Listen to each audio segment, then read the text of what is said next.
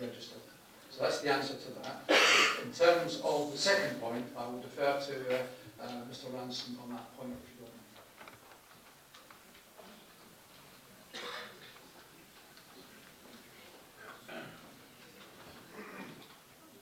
Yes, just to confirm the first point, first of all, that it's still in operational use at the moment, so it only ceases to be previously developed land on the closure of its use.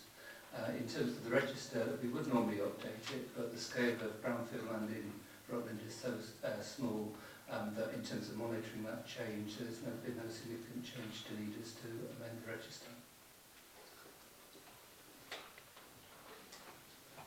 You are entitled to a supplementary on that if you so wish, but if you're content. It was within your 5 minutes, of course. Okay, I would suggest that you relook at the website information on what is the definition of brownfield site, and actually I would say that if it's a minor job to actually update our registers to make sure they are correct, it may be possible we don't have to, but I suggest that it's good practice that we do so. Thank you.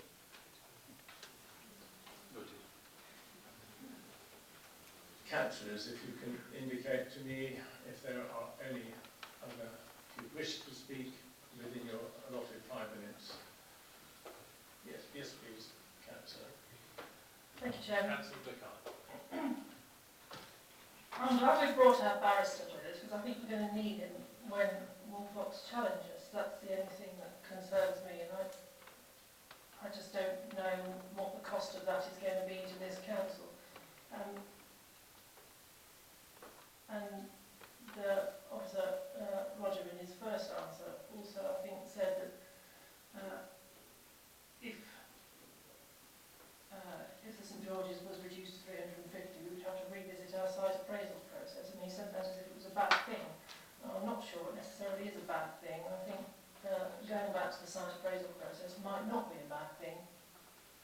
There are a number of sites in the 2017 plan which have been taken out from this plan because they're no longer needed. If they were found to be acceptable then, I can't see a reason why they can't continue to be acceptable and reduce the number of houses as in the amended proposal on the St George's site at the moment. Putting 350 down at the moment with infrastructure that is already in place doesn't seem like a bad thing. We can always build more afterwards. We come back to this plan in future. We can review it whenever we want. So I don't wish to shoot it down at all. I just think we can continue to change our minds as much as we want to in the future as far as the number of houses goes on St George's. I think it might be nice if we had a slightly more imaginative use plan for the St George's site. I think anything can be spun positively if we want to. The MOT have got a lot of sites to get rid of. St George's one of their smaller ones, and I think it's just being put forward to housing because that is the most lucrative thing at the moment. It could still be a beacon. I think it could still be a beacon for development, but perhaps in other ways. It could be a beacon of environmental development. It could be all sorts of things. I just can't see that happening in this term. Thank you, members of the public. It is important to get Councillor McCarthy. Thank you.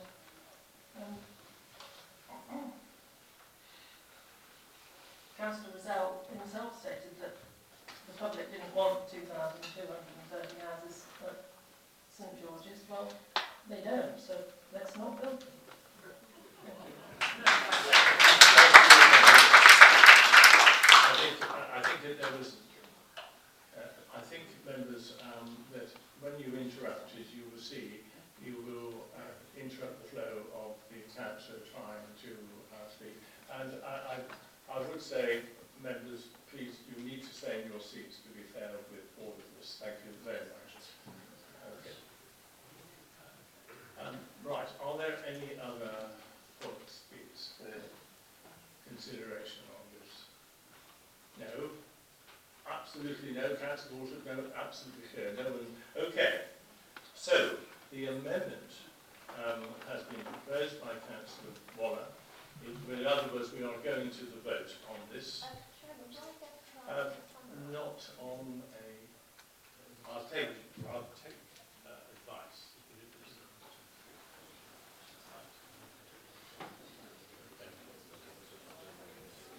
Okay. There is, as you know, if there's the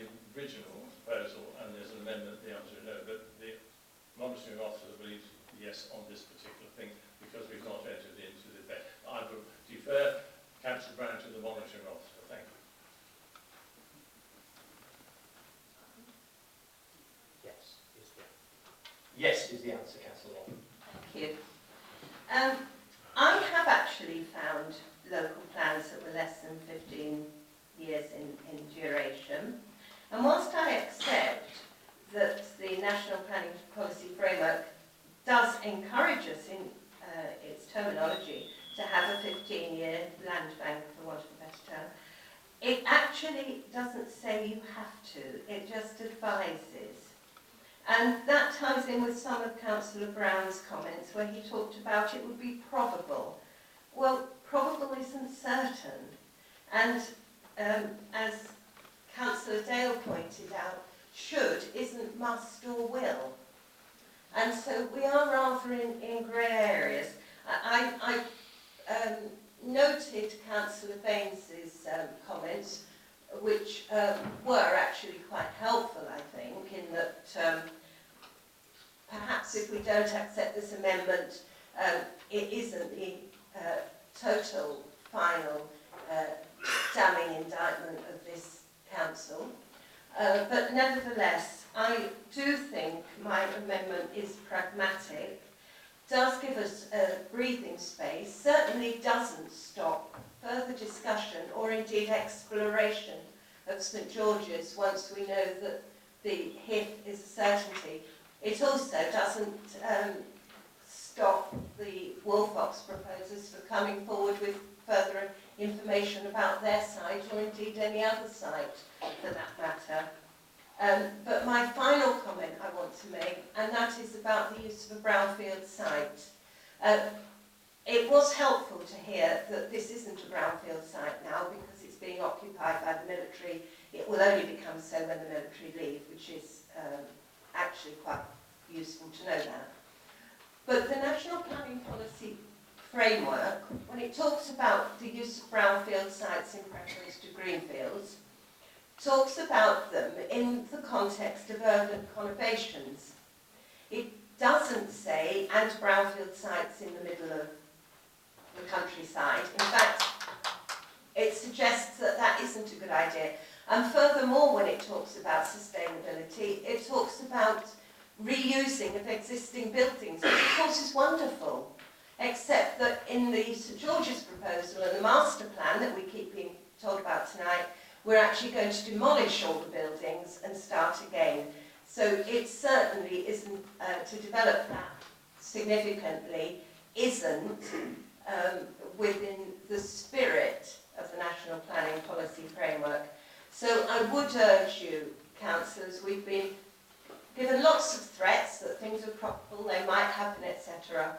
But please be pragmatic, give ourselves some space. I don't want to stop the process, and I don't want to curb delegations, but I do want us to actually treat this whole what is the future of Rutland going to look like far more sensibly and not lead us into financial risk.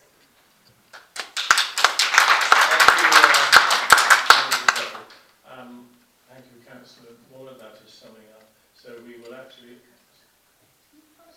Councillor... I was just going to ask for a recorded votes, Mr. Chair. Right. Yes. So Councillor Dale is proposing that we have a recorded vote. I need the rules, Constitution states we need 4 members to support that. Can I have a show of hands from 4 members? Oh, well, that's you need to record them. So that's all going to be a recorded vote. So I didn't hear what you said. So that's fine. Okay, now, did you? There's some. My chief executive saying, Councillor Coleman. Yeah, okay, so. It's been proposed, it's been seconded. We now have a recorded vote. Yeah, I think you shot ahead, in all fairness, because I was going to say something to Councillor Waller. But well, you can't, because Councillor Waller was actually summing up on her amendment. Okay. I'm sorry. So, we therefore, I will read out your amendment, Councillor.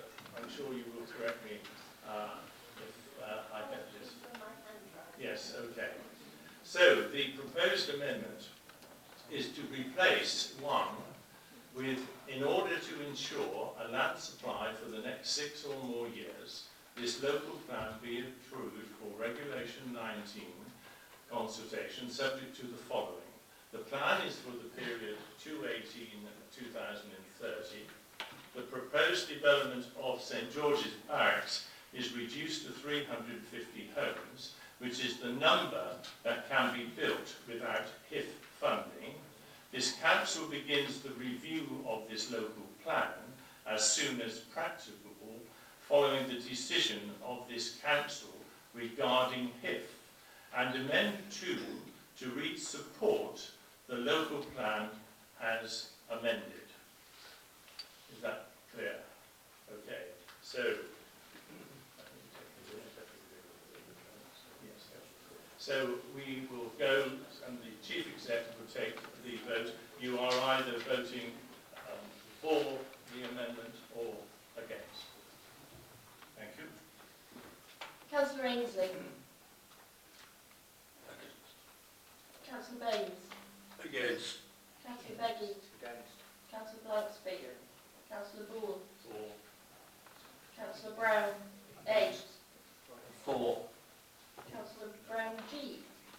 Against. Councillor Burrows. For. Councillor Coleman. Against. Councillor Cross. For. Councillor Dale. For. Councillor Fox. Against. Councillor Harvey. Against. Councillor Hemsley. Against. Councillor Jones. For. Councillor Lowe. Against. Councillor McCartney. Councillor Oxley. For. Councillor Payne. Against. Councillor Powell. Councillor Razal. Against. Councillor Stevenson. Against. Councillor Waller. For. Councillor Walters. Against. Councillor Webb. For. Councillor Willoughby. Against. Councillor Woodley. Against.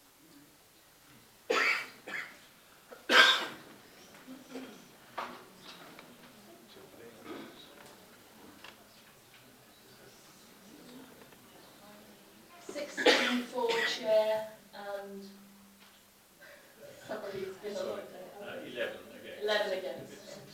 Okay. So, So the motion. sorry. This is the benefit of a recorded vote. This is a returning officer that knows you never get it wrong. Sorry. So, therefore, members, the amendment falls. Sorry, it's because we have in town, that's the problem. Sorry. So the amendment falls, and we are back to the substantive motion contained in the original report. I would say that yes, I'll pick you up now, Councillor. That actually, just for clarity, that 5 minutes or more that you've taken was related to that particular amendment. So when we go back to where we are now, it starts again.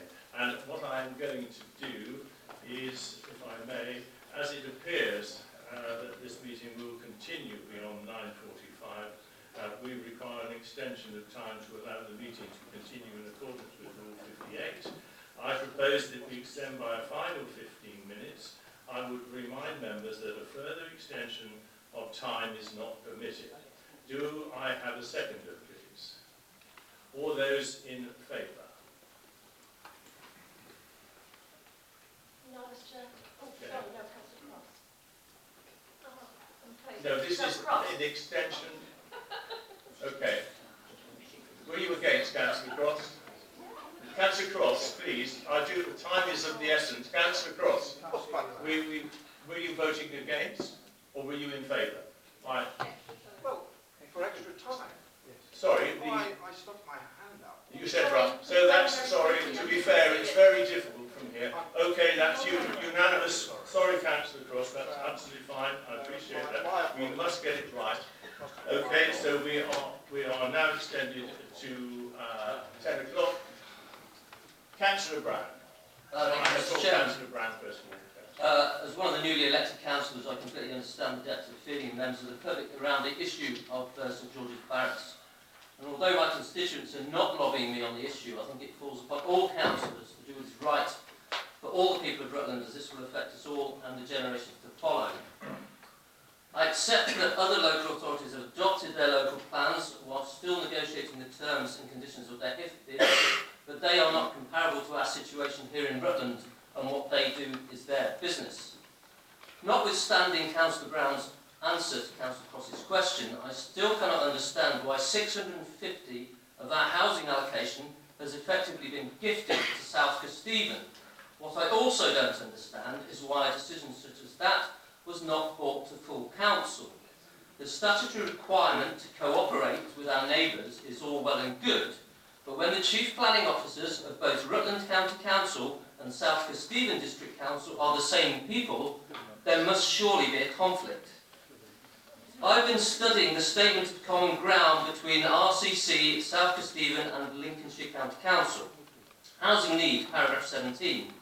All authorities agree that the housing that results from the joint planning process, even though partly located in Rutland's area, will meet the housing need of South Kesteven and not that of Rutland.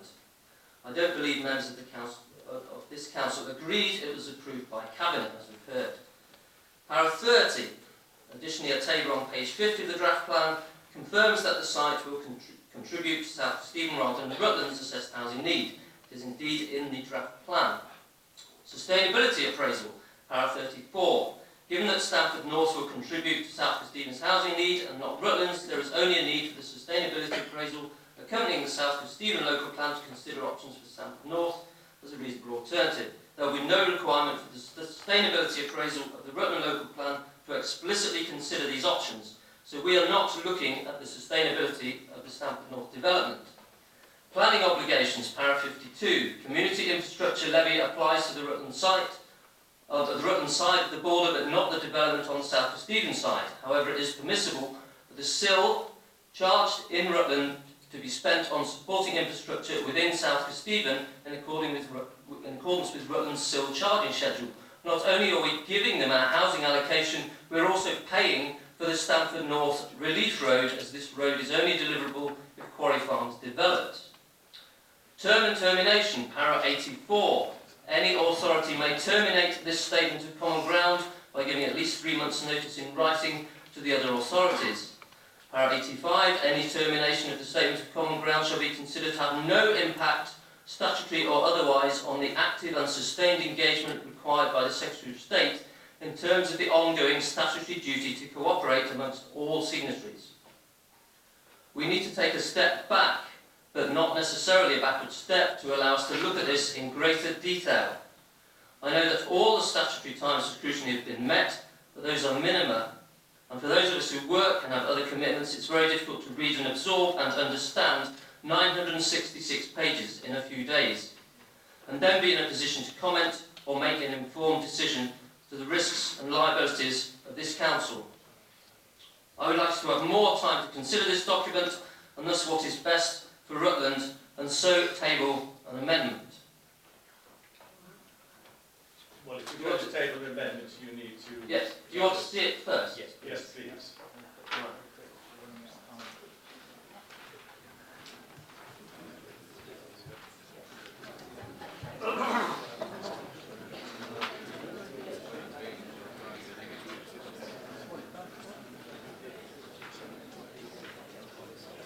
We just need us to just to answer that to be checked. Thank you.